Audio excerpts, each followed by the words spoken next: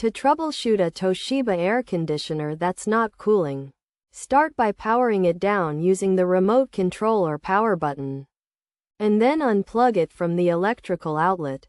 Next, locate the reset button, which is typically red and small, and hold it down for 3 to 5 seconds before releasing it. Restore power to the unit and ensure the thermostat is set to cool. If not, set the desired temperature lower than the room temperature and give the unit time to cool. It's also essential to check if the air filters are dirty and clean them using a soft brush or vacuum cleaner, or replace them if necessary.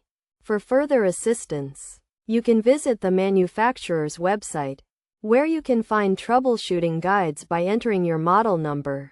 Additionally, support is available via the web on weekdays from 8 a.m. to 7 p.m. Eastern Standard Time, and on Saturdays from 9 a.m. to 4 p.m. Eastern Time.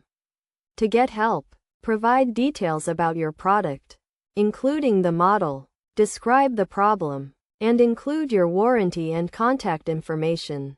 By following these steps, you should be able to troubleshoot your Toshiba air conditioner easily.